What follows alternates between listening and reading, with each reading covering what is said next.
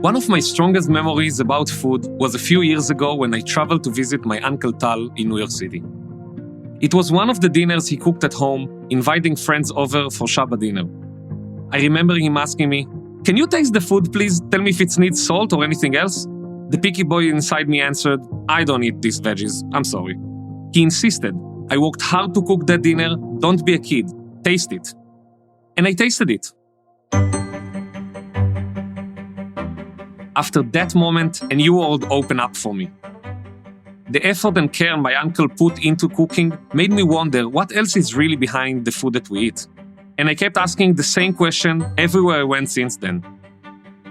To make a long story short, that's how I find myself at the University of Gastronomic Sciences of Pollenzo.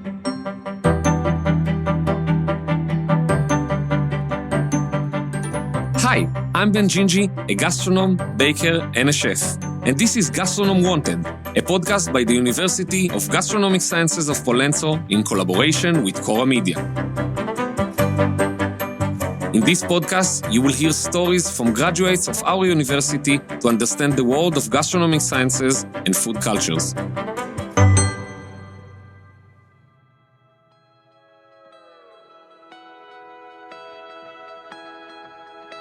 A consistent theme among all the food courses at the University of Gastronomic Sciences was always sustainability. And gastronomes are professionals who have multidisciplinary skills and knowledge in the fields of science, culture, politics, economics, and the ecology of food, working to apply this knowledge to production, distribution, and sustainable consumption.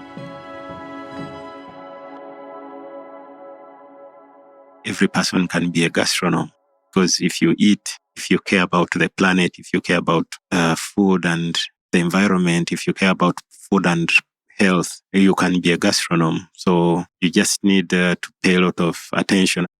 Being a gastronome gives you an opportunity to understand the connection between science, culture, spirituality, ecology, and everything that is connected to the food and environment. And also looking at beyond the food we eat, what happens then, looking at the health and the economic implications of our choices. You get to know and understand all these interrelationships and putting humans at the center of the food we eat. Here is Edward Mukiibi, newly elected president of the Slow Food Movement, one of our guests in this episode. Eddie is an Ugandan agronomist and educator, born in 1986, the same year that saw the birth of slow food. What a coincidence, right? Eddie has dedicated his life to food production. Today, together with leading slow food, he continues supporting many different communities with agroecological projects, helping small-scale farmers just like his family was. Started going with my mom to the garden to grow crops, to pick beans, to pick vegetables from the garden. And I started knowing from her how you can plant something, how you can harvest, and also used to carry bunches of beans, plants, dry or sometimes not yet dry, on our heads from the garden to the home, and we prepare them and cook. So since when I was young, I grew up knowing that farming is one of the most important activities in my household, in my family, and it's one of the most important economic activities that we depended on so much for survival. At that time, it was difficult for him to imagine becoming the president of an international movement that works for a more conscious approach to food. But sometimes things in life happen in an unexpected way. It's actually the same thing that happened to me. In fact, I would never imagine becoming a professional baker. I was signed at the time to a business program in Tel Aviv University, but as I exposed myself more into food, I developed the passion towards it, and I couldn't deny that I'm more interested in food than in business school. Taking myself on the adventure of pursuing an academic background in food is what led me to baking.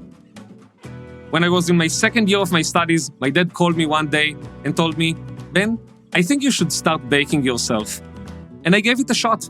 I asked him for his own recipe, and I played with it. And since then, I got completely addicted.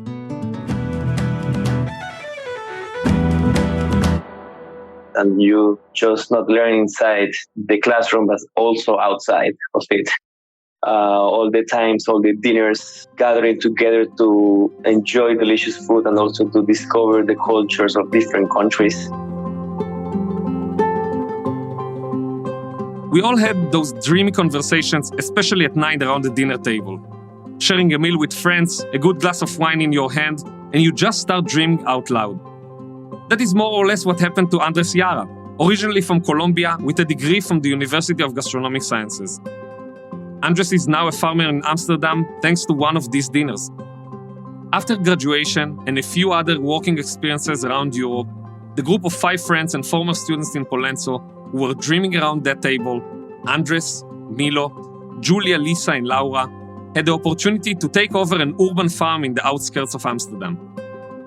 In 2018, the Stads Groenteberg, a community-supported vegetable garden, was born. So we started, actually it was really funny how we started. We started with 35 members, friends and family of Milo and Julia, because we were coming there without really much network. And then we had about half an hectare of space. And then we finished the season with 75 members.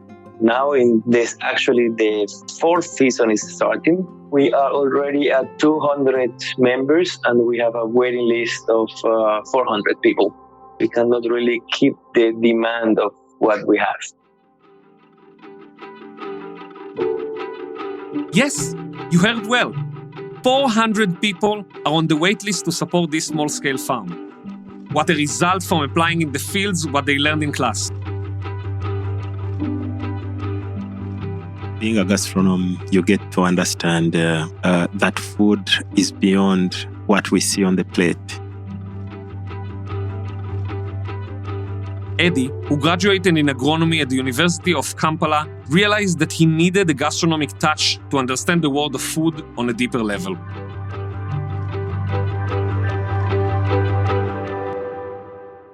You understand that humans don't also live as an isolated body.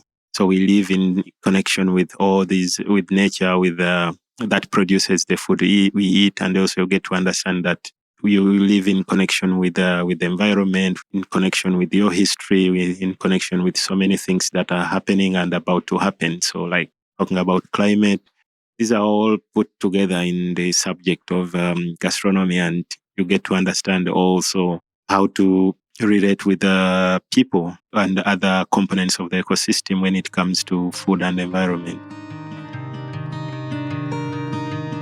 The complexity of the ecosystem is fascinating. How hard is to really understand and communicate complexity? Well, when you bake, the more you practice, the more you understand the process, the better your bread will be. And there is much more to that. For example, the type of flour you use, the temperature of the ingredients, the humidity in the room. The loaf that comes out of the oven is the result of different circumstances and attempts. In fact, bread has its own life, and even experienced bakers will produce different products depending on these conditions. We are working with conditions that we cannot control, right? So last year in February, we had a storm, wind level 8, and it destroyed greenhouses all over the city, the greenhouses of our neighbors.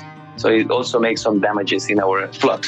Then we had to do some events, dinners, in order to raise money to get things back on track. Planning helps prevent the risk of damages and mistakes, but honestly, it can happen to all of us find ourselves in situations where we think we thought of everything, but still, the unexpected happens. The power of nature can take over everything, no matter how much knowledge you have or how much you study. In 2007, when I was a student in the university in Uganda, I got a chance to work on a project that promoted a new hybrid maize seed. And I was working in the outreach department, like to talk to the farmers and ask them to plant this new maize hybrid seed. And it came with a long recommendation of fertilizers, like typical industrial agriculture model that feeds to the profit of the industry and doesn't care how farmers will survive. So I went to talk to the farmers and they were excited. So they planted this seed, this maize. And the biggest promise we made was this maize was drought resistant, high yielding. It can withstand all sorts of problems, but you only need to buy the seed and with the recommended list of fertilizers and agrochemicals. And we were teaching them how to use them. And yes, we were tested by nature. And in 2007, Uganda was hit by a drought. And this area where we had planted the maize was very much hit. And all the maize, the farmers lost all the fields. And because they had planted this maize in a monocrop system, they had nowhere to fall back or nothing to fall back on. And I felt so bad as a person, as a farmer, a person who grew up in a farming family. I needed all the time to unlearn what I learned in school and to learn new things and to learn new ways of managing food systems and managing a farm. In some situations, the baggage that comes with your knowledge needs to be left behind. Starting fresh from zero might be an opportunity.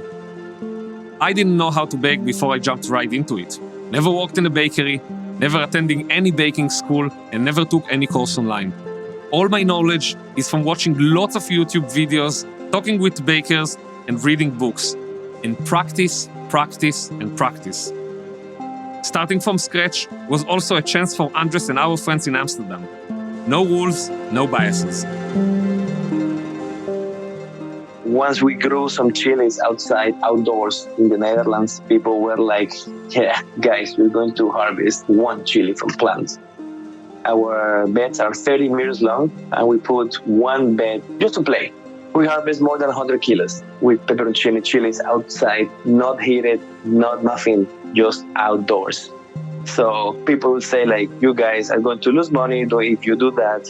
So we don't have any prejudice. We're just learning by doing, but also learning by screwing. So that's the beauty of it. So I think that's a really powerful advantage to have, not any like preconditioned knowledge. The first time I baked, I improvised some techniques I learned on YouTube and gave my dough the maximum love and care that was needed. And it came out beautiful. I let it cool down and then I cut through it. And the bread, it was dense. I just kept practicing every day since then in order to master the craft. It was a long time before it became my full-time job. I turned my passion for baking and cooking into a profession. When you start a business, either digital or physical, you have to sustain it economically. In this era, when we have so much information and so many services available for free at any time, it's hard to convince people to pay a fair price for your services. But some people are willing to pay a fair price once they understand the value and all the effort behind that product. For example, let's say one person is a software developer and is buying the vegetable from us and is seeing through the window and he's like, hey, it's raining like hell. He's like, oh, my farmers are out there growing the food for me. So it makes a special connection that no other service or no other way of growing food or feeding people can give you. So I think that this connection, not just with the food, but also with the people that is growing your food, the conditions and the season is really, really what makes this project really unique.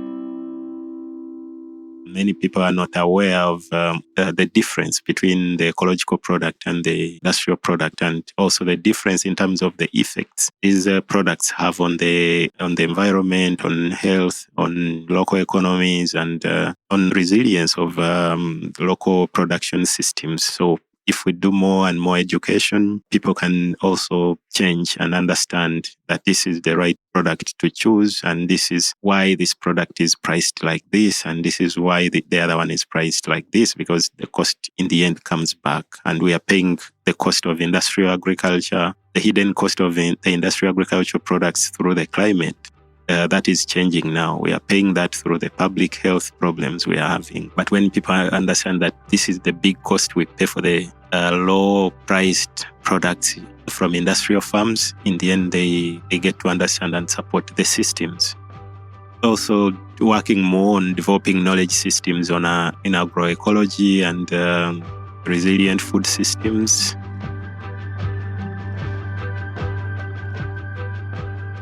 Agroecology is an academic discipline that studies ecological processes applied to agricultural production systems. The soil in the farm is alive and needs to be regenerated from time to time, not only exploited for crop production. One of the things that I love the most about baking is that bread is alive too. It's a living being and a part of a huge ecosystem, just like we are. We might feel small sometimes, like a tiny speck of flour, but all together, we shape the world.